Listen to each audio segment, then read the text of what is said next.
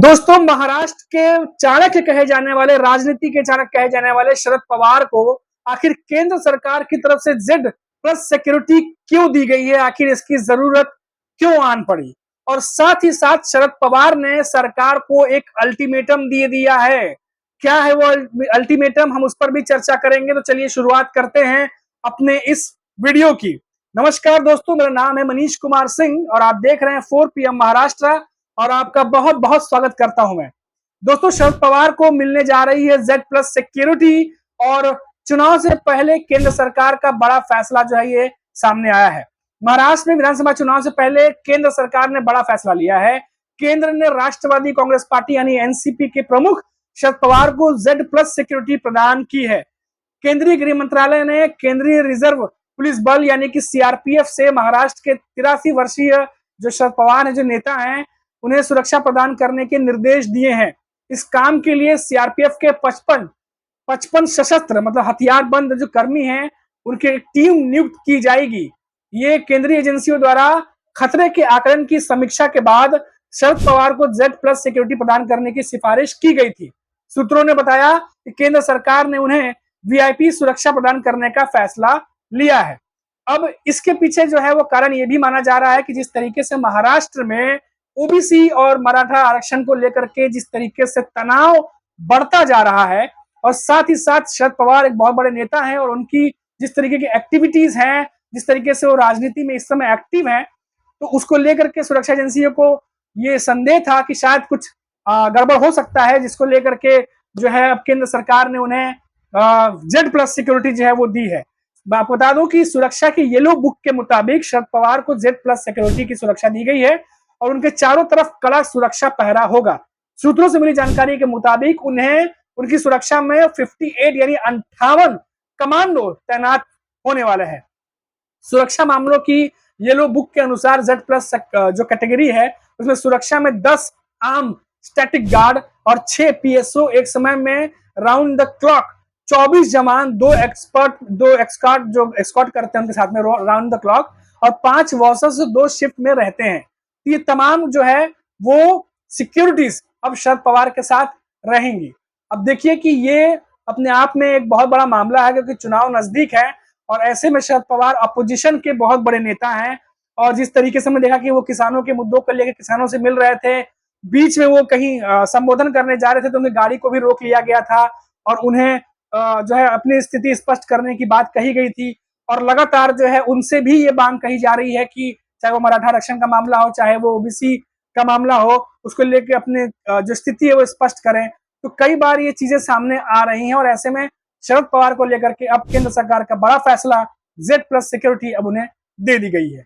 दूसरी मैं आपको बताता हूं एक और बड़ी खबर, जो शरद पवार ने अल्टीमेटम जो है वो सरकार को दिया है। अब आप सोचेंगे कि शरद पवार ने ऐसा कौन सा अल्टीमेटम दे दिया है और क्यों दिया है। मैं आपको बता दूं कि एमपीएससी और आईबीपीएस छात्रों के लिए अब शरद पवार जो हैं वो आगे आए हैं और इसी चीज को लेकर के उन्होंने सरकार को अल्टीमेटम दिया है। आईबीपीएस और एमपीएससी परीक्षाओं के एक ही दिन आयोजन करने से छात्रों में असंतोष है और पुणे में इसको लेकर के विरोध प्रदर्शन जो है वो लगातार चल रहा है। अब शरद पवार ने मध्यस्थता करते हुए सरकार से समाधान निकालने की मांग की है। आपको बता दें कि आईबीपीएस परीक्षा और एमपीएससी राज्य सेवा संयुक्त प्रारंभिक परीक्षा को एक ही दिन आयोजित करने के निर्णय ने छात्रों के सामने एक गंभीर दुविधा खड़ी कर दी है।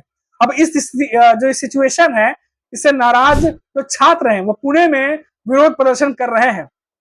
अब ये मामला राजनीतिक रंग भी पकड़ने लगा है और देवेंद्र फडणवीस ने महाराष्ट्र लोक सेवा आयोग से इस मुद्दे पर ध्यान देने का आग्रह किया है और इस संबंध में महत्वपूर्ण बैठक हालांकि बुला ली है। लेकिन शरद पवार उन्होंने एक अल्टीमेटम दे दिया है। राष्ट्रवादी कांग्रेस पार्टी के जो प्रमुख है शरद पवार और उनकी जो पार्टी, उनके जो सुप्रिया सुले हैं, सांसद हैं, उन्होंने कल धरना स्थल पर जाकर के छात्रों से मुलाकात की और उनके विरोध प्रदर्शन जो विरोध कर रहे थे उनका समर्थन किया। शरद पवार ने ट्वीट कर इस मुद्दे का जल्द समाधान निकालने की अपील की है।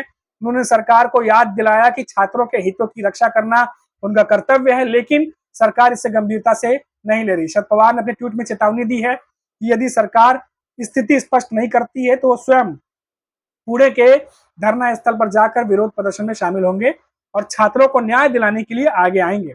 आपको बता दें कि जो IBPS परीक्षा और MPSC राज्य सेवा संयुक्त प्रारंभिक परीक्षा दोनों 25 अगस्त को आयोजित की गई है और इसके अलावा कृषि विभाग की 288 सीटें राज्य सेवा प्री परीक्षा में शामिल नहीं है, जिससे छात्रों में असंतोष बढ़ गया और फडणवीस ने बताया कि उन्हें MPSC अध्यक्ष के इस मामले में सकारात्मक निर्णय लेने का अनुरोध किया है। तो यानी महाराष्ट्र के डिप्टी CM देवेंद्र फडणवीस इस मामले को संज्ञान में ले रहे हैं, लेकिन दूसरी तरफ शरद पवार हैं जो महायुति सरकार को घेरने में लगे हैं और उनका साफ कहना है कि सरकार इस मुद्दे को सीरियसली नहीं ले रही है और अगर इस पर जल्दी कुछ नहीं किया गया तो इस विरोध प्रदर्शन में शरद पवार भी शामिल हो सकते हैं।